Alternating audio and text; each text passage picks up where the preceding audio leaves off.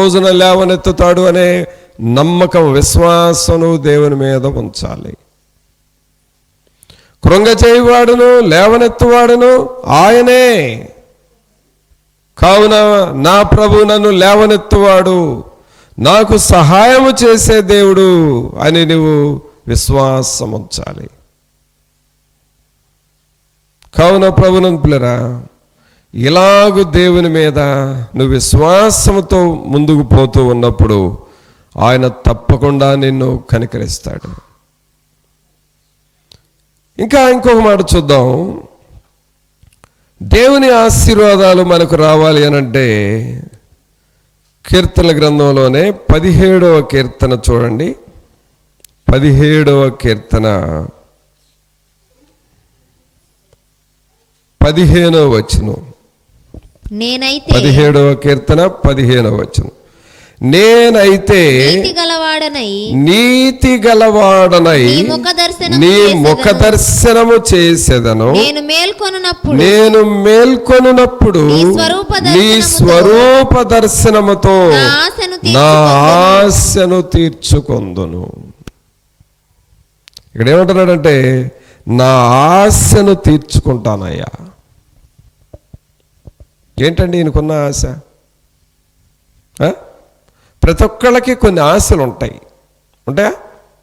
ప్రతి ఒక్కరికి ఏదో ఒక కోరిక ఉంటుంది, ఏదో ఒక ఆశ ఉంటుంది. కొంతమందికి తిండి మీద ఆశ, కొంతమందికి వస్త్రాల మీద ఆశ, కొంతమందికి అధికారం మీద ఆశ, కొంతమందికి డబ్బు మీద ఆశ. రకరకాల ఆశలు ఉంటాయండి మనుషుల్లో, రకరకాల ఆశలు. కానీ ఇక్కడ ఈ కీర్తనకారుడైన దావీదు గారు ఏం ఆశ కలిగి ఉన్నాడు? ఏమంటున్నాడు? నేనైతే నీతి గలవాడనై నీ ముఖ దర్శనము చేసేదని. ఏం కలిగిన వాడిగా ఉండాలనుకుంటున్నాడు? నీతి గలవాడనై. అంటే నాలో నీతి కనపడాలి. దేవుని నీతి. నీతి అనగా దేవునిలో ఉన్న గుణాలు, దేవునిలో ఉన్న లక్షణాలు మనం సంపాదించుకోవటం. అది దేవునిలో ఉన్న స్వభావము. పౌలు గారు ఏమంటాడు? క్రీస్తు యేసు యొక్క స్వరూపము మీ యందు ఏర్పడు వరకు నాలో ప్రసవ వేదన కలుగుచున్నది అని అంటాడు కదా. నాలో ప్రసవ వేదన కలుగుచున్నది. క్రీస్తు స్వరూపం ఏర్పడాలి అంటే దేవుని మనస్సు నీకు రావాలి, దేవుని స్వభావం నీకు రావాలి. దేవుని స్వభావం వస్తుందా మరి మనలో? ఆ స్వభావం రావాలని నువ్వు అడగాలి. లేకపోతే సాతానుడు స్వభావమే ఉంటుంది మనుషుల్లో. ఎప్పుడు ఏదో ఒకటి అసూయ, ద్వేషం, ప్రేమహీనత, క్షమించలేని మనస్సు, ఓర్చుకోలేని మనస్సు, ఇలాంటివన్నీ మనుషుల్లో ఉండిపోతాయి. సాతానుడు మనసే ఉంటుంది. కానీ మనలో ఈ మనసంతా పోయి ఎవరి మనసు రావాలి మనలోనికి? దేవుని మనస్సు మనలోనికి రావాలి. దేవుని స్వభావము, దేవుని ప్రేమ, దేవుని ఆలోచనలు, ఆయనను పోలి నడుచుకోవటం, అలాగే వాక్యానుసారమైన జీవితం జీవించటం, ఇవన్నీ చేసినప్పుడు దేవుల్లో ఉన్న నీతి మనలోనికి వచ్చేస్తుంది. సౌలు దేవునికి వ్యతిరేకమైన జీవితం జీవించేటప్పుడు సౌలును గూర్చి రాయబడిన మాటలు ఏమిటంటే, అతడు పూర్వము దోషకుడు, హింసకుడు, హానికరుడు. చెప్పండి అందరూ. ఆయన ఎలాంటి వాడు? దోషకుడు, హింసకుడు, హానికరుడు. అది సౌలు స్వభావం. కానీ ప్రభు దర్శించిన తర్వాత, దేవుని స్వభావం వచ్చిన తర్వాత ఏమంటున్నాడు? నేను మీ అందరికీ దాసుడను అని అంటున్నాడు. మీ అందరికీ నేను సేవకుణ్ణి అని అంటున్నాడు. నేను క్రీస్తును పోలి నడుచుకున్న ప్రకారం మీరు నన్ను పోలి నడుచుకొనండి అంటున్నాడు. కారణం ఏంటి అనంటే, దేవుని నీతి పౌలు గారిలోనికి వచ్చింది. కావున ప్రభువునందు పిల్లరా, మనము కూడా ఆ నీతిని పొందుకోవాలి. దేవా, నీ నీతి కలిగిన మాటలు నాకు ఇవ్వండి, నీతి కలిగిన ఆలోచనలు నాకు ఇవ్వండి అని నువ్వు అడుగుతూ ఉంటే నిదానంగా ఆయన నీతి నీలోనికి వస్తూ ఉంటుంది. అదే కదా ఇక్కడ కీర్తనకాడు అంటున్నాడు, నేనైతే నీతి గలవాడనై నీ ముఖ దర్శనము చేసేదను. నీతి కలిగిన వాడనై ముఖ దర్శనము చేసేదను అనగా, దేవుణ్ణి చూడాలంటే ఏమన్నాడు ప్రభు? నేను పరిశుద్ధుడను కనుక మీరును పరిశుద్ధులై ఉండండి. నేను నీతిమంతుడును కనుక మీరును నీతిమంతులుగా ఉండాలి. ఆ నీతిని కలిగి ఆయన దగ్గరకు వచ్చినప్పుడు ఆయన ముఖ దర్శనం మనం పొందుకుంటాం. తర్వాత ఏమంటున్నాడు? నేను మేల్కొనున్నప్పుడు నీ స్వరూప దర్శనముతో నా ఆశను తీర్చుకొందును. ఏం ఆశలు? ఈ ఆశలు దేవుని కొరకైన ఆశలు, దేవుని పనిని చెయ్యాలి అనే ఆశ, దేవుని పరిచర్య చెయ్యాలి అనే ఆశ, దేవుని సువార్త ప్రకటించాలి అనే ఆశ, ఆత్మలను రక్షించాలనే ఆశ,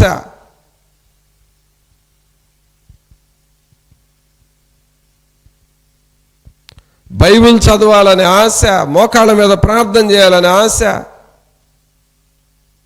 ఉపవాస కూటాల్లో నమ్మకంగా ప్రార్థన చేసుకొని దేవుని సన్నిధిలో మనం నమ్మకంగా ఉండాలనే ఆశ ఉన్నాయా? ఎలాంటి ఆశలు పిల్లరా? ఇవన్నీ కూడా మనకు దేవుని నీతినిస్తాయి, దేవుని స్వరూప దర్శనాన్ని మనకిస్తాయి. ఈ ఆశను మనం కలిగి ఉండాలండి. ఈ ఆశను మనం కలిగి ఉండాలి.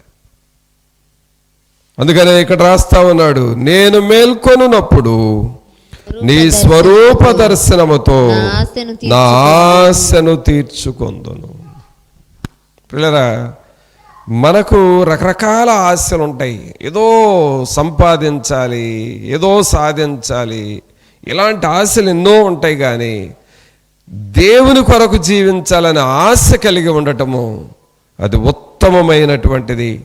ఆ ఆశ నువ్వు కలిగి ఉంటే మిగిలినవన్నీ ప్రభువే చూసుకుంటాడు, ప్రభువే నీకు సహాయం చేస్తాడు. ఆ విశ్వాసం కూడా నీకు రావాలి, ఆ నమ్మకం దేవుని మీద నీకు కుదరాలి. మరి అలాగుంటున్నామా? చివరిగా దేవుని ఆశీర్వాదాలు రావాలంటే ఇప్పుడు ఏమేమి మనం విన్నాము? ఒకటి, యథార్థత కలిగి ఉండాలని విన్నాము. రెండవది, దేవుని కొరకు జీవించాలి, పౌలు గారిలాగా దేవుని కొరకు జీవించాలి అని విన్నాము. మూడవది విన్నాం, దేవుని మీద నమ్మకం ఉంచాలి, విశ్వాసం ఉంచాలి అని విన్నాము. నాలుగవదిగా, ఆయన నీతిని కలిగి ఆయన స్వరూప దర్శనము చేయాలి అనే ఆశ మనలో ఉండాలి. చివరిగా, దేవుని ఆశీర్వాదాలు రావడానికి మనం చేయాల్సిన మరొక పని 5వ కీర్తనలోనే ఉందో చూడండి. 5వ కీర్తన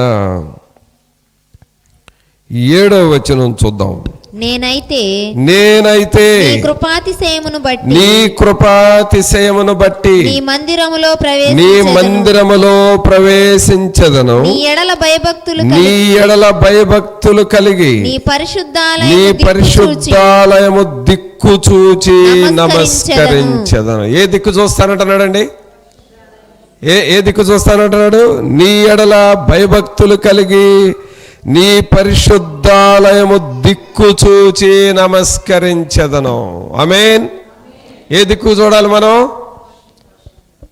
పరిశుద్ధాలయము దిక్కుకు మనం చూసుకోవాలి. ఏం చేయాలో నాకు అర్థం కావట్లేదు అన్నాడంట ఒక పెద్ద ఆయనతో. ఒక యవనస్తుడు ఏమన్నాడు, ఈ టైంలో ఏం చేయాలో నాకు అర్థం కావట్లేదు అని అన్నాడంట. ఆయన ఏమన్నాడంట, తూర్పుకు తిరిగి దండం పెట్టుకోపోరా అన్నాడంట. ఏ దిక్కుకు చూడమంటున్నాడు, తూర్పు తిరిగి దండం పెట్టుకో.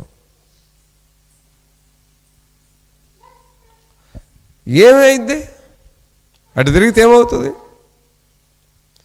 చాలామంది పిల్లరా ఎటెటో చూస్తారు, మనుషుల వైపు చూస్తారు, వాళ్ళే దిక్కు అనుకుంటారు. కొన్నిసార్లు ఏదో ఇతరులు ఏదైనా సహాయం చేస్తానంటే వాళ్ళ వైపు చూస్తారు, వాళ్ళే దిక్కు అనుకుంటారు. మన మైండ్ రకరకాలుగా వెళ్ళిపోతూ ఉంటుంది, ఎటువైపు చూస్తూ ఉంటాం. కానీ ఏ దిక్కుకు చూచినా కూడా మనకు మిగిలేది ఏమిటంటే నిరాశ, మనకు మిగిలేది ఏమిటంటే నిస్పృహ మిగులుతుంది. కానీ మనము ఏ దిక్కుకు చూడాలి, పరిశుద్ధాలయము దిక్కుకు చూడాలి. దేవుని మందిరంలో ఏముందంట, నీ మందిరములో సమృద్ధి ఉన్నది. ఆయన సన్నిధిలో ఏముందంటే సంపూర్ణ సంతోషం. అందరూ చెప్పండి, ఆయన సన్నిధిలో ఏమున్నాయి, సంపూర్ణ సంతోషం ఉన్నది. ఆయన సన్నిధిలో ఏమన్నాయంటే ఘనత ప్రభావములు ఉన్నాయి. ఏమున్నాయండి, ఆయన సన్నిధిలో ఘనత ప్రభావములు ఉన్నాయి. చూడండి 96వ కీర్తన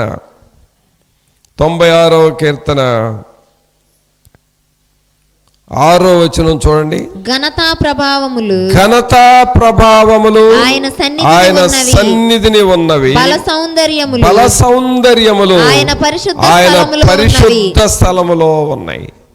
చూసారండి, వీటిని మనం పట్టుకోవాలి. ఆయన సన్నిధిలో ఏం దొరుకుతాయి, నీకు ఘనత దొరుకుతుంది, దేవుని ప్రభావము ఉన్నది. అందుకనే ఆయన సన్నిధి వైపు పరిశుద్ధాలయము దిక్కు చూచి నమస్కరించదను. ఏ దిక్కు చూడాలి మనం, పరిశుద్ధాలయము దిక్కు. ఈ పరిశుద్ధాలయము దిక్కు చూడటం అంటే అర్థం ఏంటంటే, ఇక మాకు ఏది లేదు ప్రభువా, నీవే మా దిక్కు అని ప్రభుతో చెబుతున్నావు అన్నమాట. దేవుడే దిక్కు. యెహోషాపాతు దేవుని మందిరంలోకి వెళ్ళి ప్రార్థన చేస్తా ఏం చెప్పాడు, ప్రభువా ఈ విస్తారమైన సైన్యము చేతిలో ఓడిపోకుండా మాకు మీరు కాపాడండి, ఈ టైంలో ఇక మాకు ఏ దిక్కు లేదు, యెహోవా నీవే మా దిక్కు.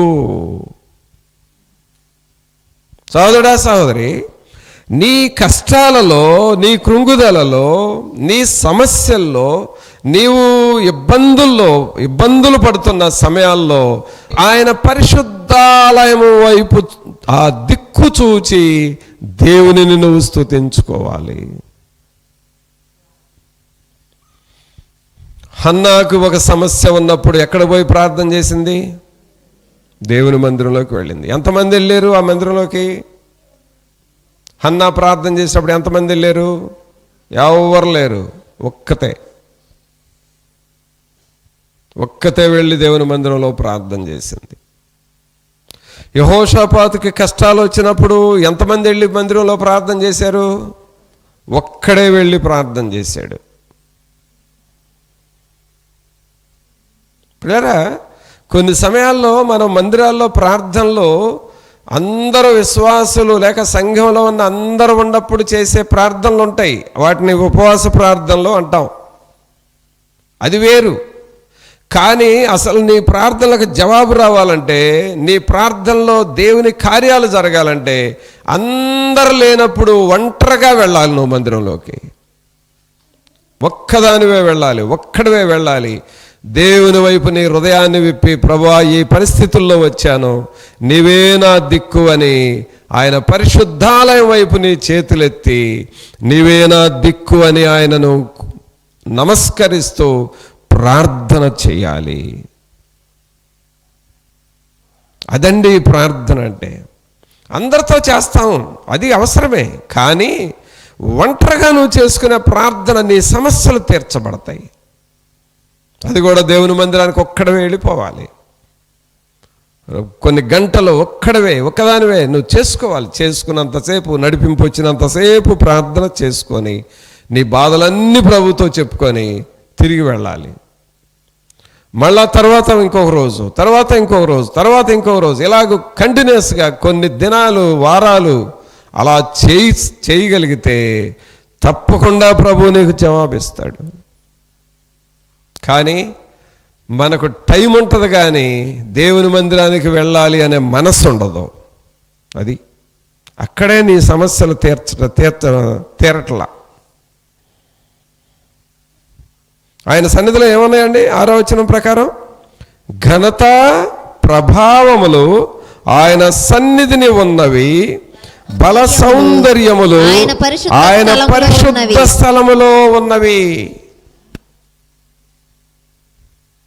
దేవుని సన్నిధిలోనికి వచ్చి నువ్వొక్కడవే మోకాళ్ళ మీద ఉండి, నువ్వొక్కదానివే మోకాళ్ళ మీద ఉండి ఆయన వైపు చేతులెత్తి, మహిమ ఘనతకు అర్హుడవు నీవే ప్రభువా, నీవే నా దిక్కు అని పాడుకుంటా ప్రార్థన చేసావనుకో, నీ ప్రార్థనలో గొప్ప శక్తి వస్తుంది. గొప్ప శక్తి వస్తుంది. ఆయన సన్నిధిలో ఉన్న ఘనత ప్రభావము నీకు విడుదల వస్తుంది. అందుకని ఇక్కడ చదువుతున్నాం, ఘనత ప్రభావములు ఆయన సన్నిధిని ఉన్నవి, బల సౌందర్యములు ఆయన పరిశుద్ధ స్థలములో ఉన్నవి. అందుకని ఆయన మందిరములోనికి వెళ్ళి ఆ పరిశుద్ధాలయము దిక్కు చూచి మనము ప్రార్థన చేయాలి. ఆమేన్. మరి అలాగూ మనం సిద్ధపడదామా? ఎప్పుడైతే ఎలాంటి ప్రార్థన మనం చేయగలుగుతామో దేవుని ఆశీర్వాదాలు మనలోనికి వస్తాయి. ఒట్టొట్టి మాటల వలన ఉపయోగం లేదు. వాళ్ళు ఏం చేస్తున్నారు, వీళ్ళు ఏం చేస్తున్నారు చర్చించుకోవటం వలన, కబుర్లు చెప్పుకోవటం వల్ల ఉపయోగం లేదు. ఇదిగో ఈ 5 విషయాలు నువ్వు పాటించు. ఎన్ని విషయాలు? 5 విషయాలు. ఏంటి? దేవుని ఆశీర్వాదాలు పొందాలంటే 5 విషయాలు చేయాలని విన్నాం ఈ దినం. ఏం చేయాలి? 1, నీవు యథార్థముగా ఉండటం నేర్చుకో, దావీదులాగా.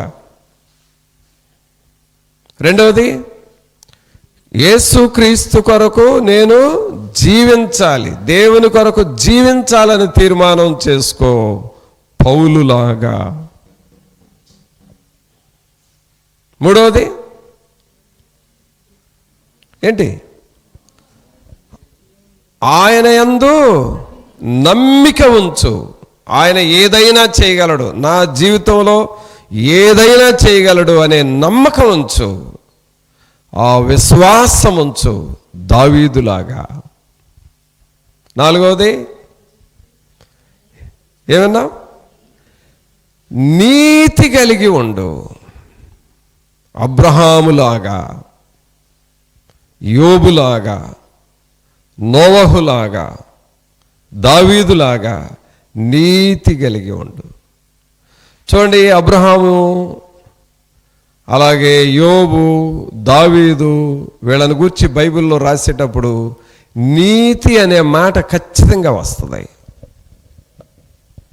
అబ్రహాము నీతిమంతుడని ఉంటుంది, యోబు నీతిమంతుడని ఉంటుంది, అలాగే దావీదు నీతిమంతుడని ఉంటుంది, నోహు తన తరం వారి అందరిలో నీతిమంతుడని ఉంటుంది. ఆ నీతి నీతి నీతి నీతి అనే మాట వీళ్ళ పేర్లు చెప్పగానే నీతి అనే మాట వచ్చేస్తుంది. కారణం ఏంటి అంటే నీతిగా జీవించారు. చివరిగా 5వది ఎటు చూడాలని విన్నాం మనం? ఆయన పరిశుద్ధాలయము దిక్కు చూచి నమస్కరించాలి, పూజించాలి, ఆరాధన చేయాలి. ఇవి ఎప్పుడైతే మనం చేస్తామో దేవుని ఆశీర్వాదాలు మనకు వస్తాయి. చెప్పలు కొట్టండి ఒకసారి అందరూ. దేవుని ఆశీర్వాదాలు మనం పాడతామే, ఆశీర్వాదంబుల్ మా మీద వర్షింపజేయుమీశా,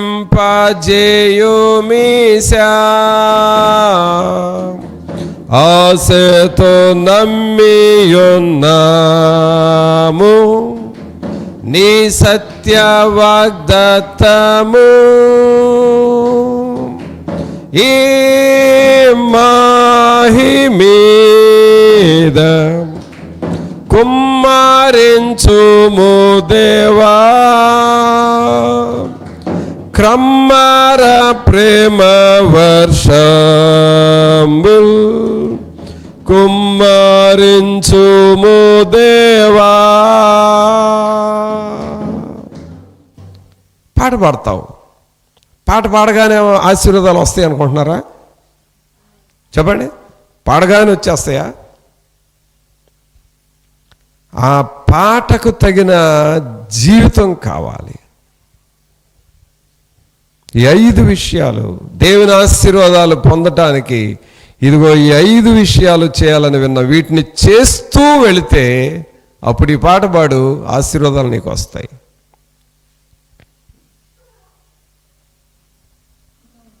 అర్థమైందా?